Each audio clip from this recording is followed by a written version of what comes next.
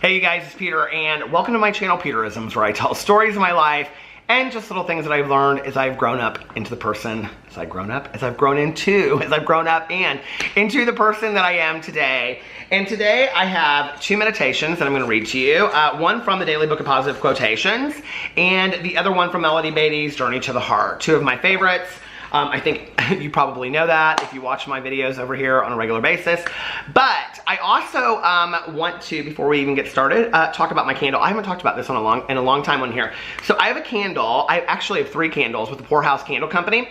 This one is called Serenity and Peace. And when I talked to her about doing it, this was a candle that I specifically wanted to make for this channel and for my vlog channel, where I talk a little bit more about like meditations and getting peaceful and getting serene on a daily basis and getting centered.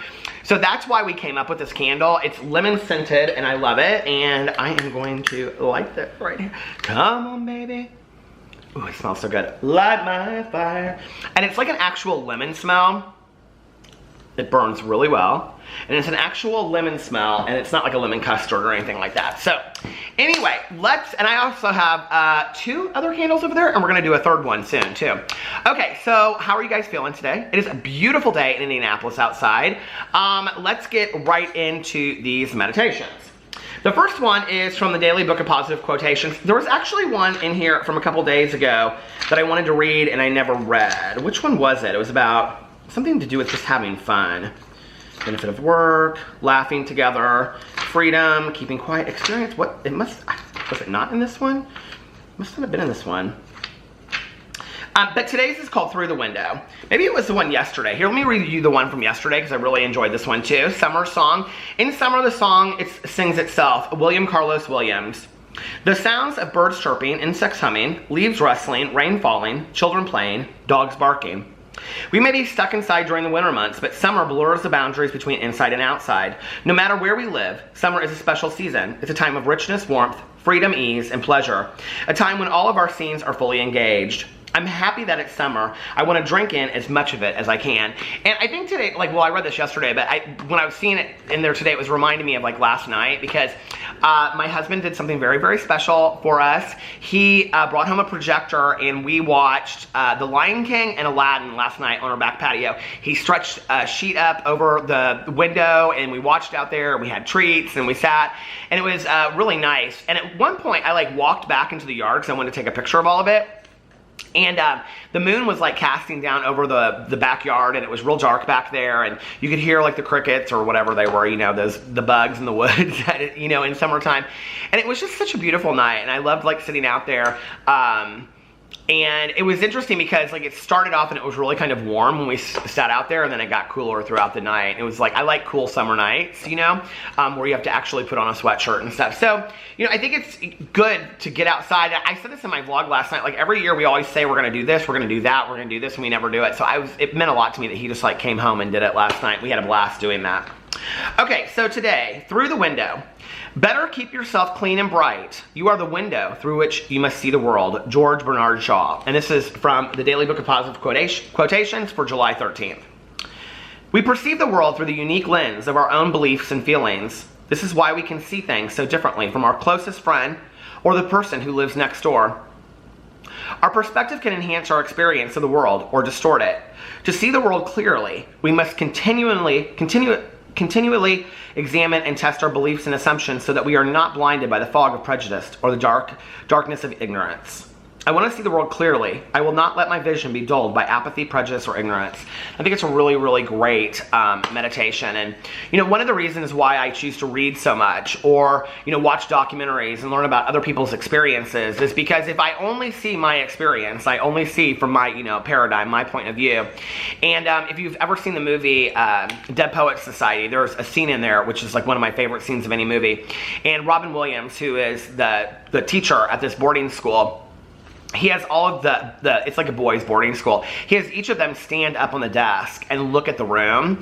And what they notice is the room looks very different from standing on top of it, right? And I think that's kind of, an analogy for life. Depending on where we stand, we see something different. So my experience of the world might be completely different than your experience of the world.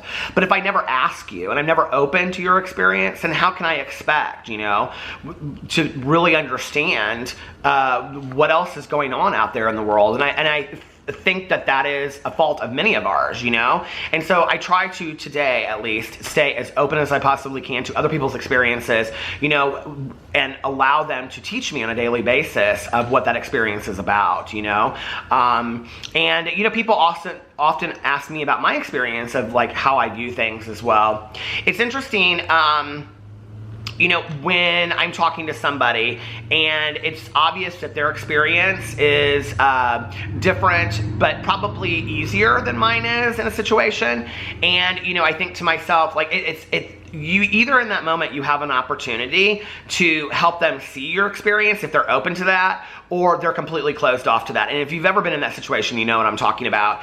And, you know, you learn very much about a person in that moment, like how open they really, really are, right, to the world's experiences. And the thing is that we only see a very small fraction of the rest of the world. I mean, not even that small. I mean, that minuscule. We only see a minuscule, you know, perspective of the entire world from our own seat of where we're sitting, right? So we have to be open to all of that and other people's experiences. I think also, you know, in any situation, not just about world experiences, but in when you're going through something, whether it's like a fight with you know, your friend or with your partner, or a disagreement in a work environment or whatever, to ask somebody else's experience or to ask somebody else's perspective, I think is important, you know? My best friend Tanya, she is not a side taker. She just really isn't. And so often, like, if my husband and I have gotten into an argument or something, I'll say to her, like, well, what do you think about this? And she'll say, yeah, I think you were being an ass. You know, you owe him an apology or something like that, you know? Because often I don't see that. Like, I only see it from my point of view, and I'll be like, well, explain it to me. And she'll say, okay, this is what I'm seeing, you know? And, you know, you're being honest with me about what happened, so this is what I'm telling you. You know, you have a part in that too. Or she'll say, no, you know, I don't really think you have a part in that or whatever. And then I have a sponsor for that as well. You know, and that's something that my husband and I have learned, is to try to share where the other person's at. And sometimes we're great at that and sometimes we're not. And it's just a learning experience, you know? But I think that, you know, when you're having conflict with another person, to ask a third person, and most friends that really care about you will actually be honest with you and tell you what they see. But if it's somebody that's like, oh, I don't really want to get involved or whatever, to me today at 47, somebody that's like, I don't really want to get involved, I'm Switzerland, don't, you know, whatever, that's a fence rider, okay? That's not somebody that is willing to tell you when you're wrong or somebody else that they're wrong to save the relationship. And by and large, those are the people that are talking about behind your back, and they're talking behind somebody else's back too. And I don't need people like that in my life. I just don't today, right? I don't wish them any harm, but I don't need a whole lot of those people in my life. I need people that I can trust. And part of trusting somebody is knowing that they're going to tell you things that you don't necessarily want to hear. You know, they're going to tell you the truth. Listen, you screwed up, you need to fix this. That's you. If you care about somebody, you'll tell somebody that. Or, you know what, this conflict that you're having with somebody, yeah, I totally understand why you feel that way. Let it go. It's not that deep. It's not worth ruining a friendship over, you know? Or, yeah, this is your part in it. This is what you need to take responsibility for. And sometimes I'm not ready to hear that, and sometimes I am. Sometimes I need to pray and meditate on it. So, you know, I think that it's important for us to ask other people's perspectives as well. So that's the Daily Book of Positive Quotations by Linda Picone. Talked a little longer about that than I thought I would. And then for Melody Beatty's Journey to the Heart, I actually just skimmed this meditation. I didn't read this one. I see the snow in the desert. I drove through Arizona's petrified forest, a land where dinosaurs once roamed, then headed across the painted desert. A light dusting of snow covered the sand and shrubs. I felt both awe and surprise at the scene nature had created. Nature does many things. Tornadoes blow across the land, hurricanes pound the shores, bolts of lightning streak through the sky, dust storms fill the air, nature petrifies wood, turning trees into beautiful crystal rocks, glowing with brilliant red and orange fossilized patterns. Nature takes centuries to carve bridges out of stone, using only winds and rains and the flow of water from the other rocks. And sometimes, she puts snow on the desert.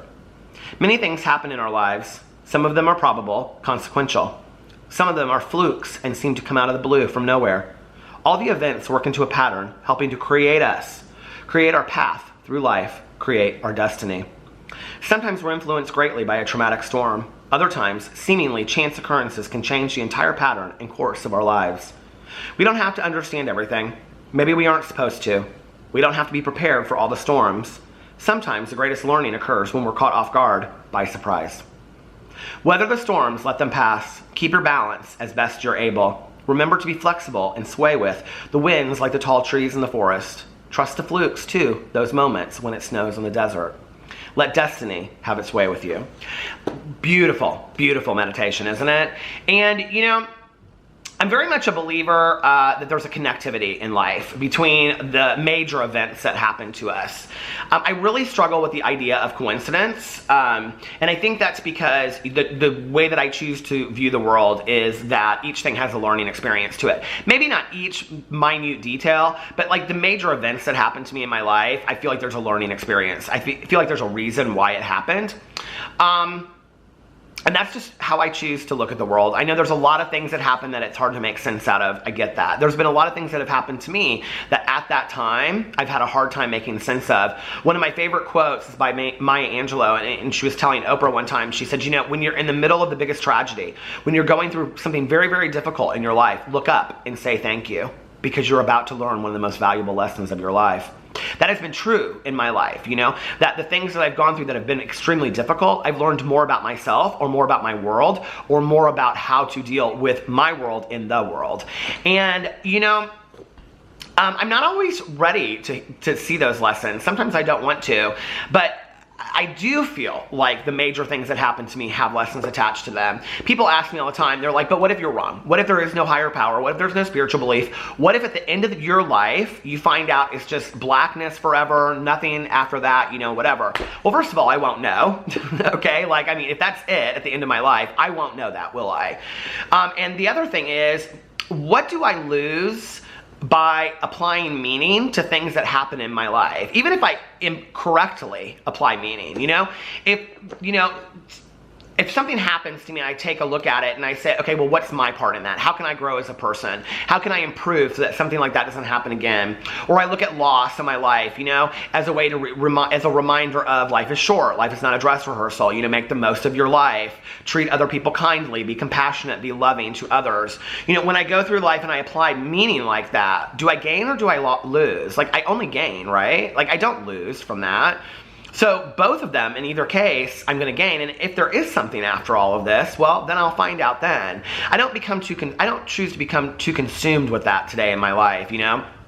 And I don't choose to, like, I was thinking of the part in The Color Purple, you know, when Miss Seeley is talking to Oprah, Miss Sophia, and she says something, and Miss Seeley says, you know, this life's over soon. I'm not somebody that looks at the world that way. You know, I don't live my life like trying to get into some afterlife. That's not how I choose to live my life. I live my life realizing that tomorrow is the afterlife to today, and that how my life is tomorrow is going to be a result of how I chose to live my life today. I can't, like, go back and fix things that happened, you know, 2 months ago, 2 years ago, 6 years ago, but I can learn from that, right? I can learn from those things that happened, and I can, you know, forgive myself as well as ask for forgiveness from others, and I can learn to be a better person, even if it's just things that are just ridiculous little things, right? Like, okay, maybe it's which way do I take to a certain thing that I have to do on a regular basis, right? Like, do I go this way or do I go that way? This way always has traffic. Well, maybe I need to learn to go another way. You know what I mean? Like, it's just even small learning things like that. Those aren't things that are deeply spiritual, but I'm gonna learn from those in the long run, right? Just small little things like that, you know? It took me, hold on a second, a little bit of coffee. My throat is dry. You know, do you remember speech class? Okay. I'm terrified of public speaking, or, you know, to small crowds of like 20 or 30. To 1,000 people, I can do it like nobody's business. But to like 20 or 30 people or 10 people, like, I struggle with that, right? Do you remember speech class in high school? Oh, I hated it. I hated it. I hated it. I hated it. And I always waited to be the last person to give a speech. I did the same thing in early college, right? And then later at some point, I don't know what happened, but the teacher, like, picked me to go first, I remember. And I just, like, went. And then I remember for the next 2 weeks, I got to just sit there and listen to people's speeches. That was my 2 weeks. And what I realized was, come prepared, you know, suit up, show up. do your speech, get it over early, and then you can sit there and relax for the rest of it. Well, isn't that a great analogy for learning something in life? You know, get the stuff done early that you have to do so you can enjoy the rest of your day. Get the stuff done early on a weekend so you can enjoy the rest of your day. I still struggle with that today. I sleep in late every day. You know, things that I could get done in like an hour, you know, usually take me 3. But I have learned that that's how to live my life. Do the things that you have to get done first so you can enjoy the other things later. That's just a valuable lesson that I've learned in my life. It's not some deep meaning, but it's something that I chose to apply to speech class or doing a paper early or whatever. I was the king of waiting, or the queen. I was the king or the queen of waiting until the last minute to write a 25-page paper. True story, okay? I one time, and this was in the grips of my addiction, but I one time read George Eliot's Middlemarch. I had to write a paper on it. I think it's a 1,200-page book. I literally skimmed the entire book and wrote like a 20-page paper on it for the next day. That's actually a longer story. I'll share that sometime on here. It's kind of the way that it was kind of a horrible story, but it turned into be something really neat with an amends that I made. But you know, I think about who I was back then, and I don't try to do that today. Like, I try to get my stuff done earlier rather than later. And if I wait, there's definitely always a reason for it, you know? So I think that, you know, I think it's applying lessons to the world around us, and you know, and appreciating those improbable things that happen, the goodness that comes out of it, the snow in the desert, you know, the just unexpected that happens on a daily basis for each of us. For each of us, there's something small and unexpected that's really, really good that happens each day. And I think maybe it's being more grateful for those things instead of focusing on the bigger things that, you know, bring us down, so to speak. So of course there's gratitude and it's, you know, action again. Anyway, I hope you guys enjoyed those meditations. I hope you're having a fantastic weekend. I love you, and I will see you tomorrow. Bye.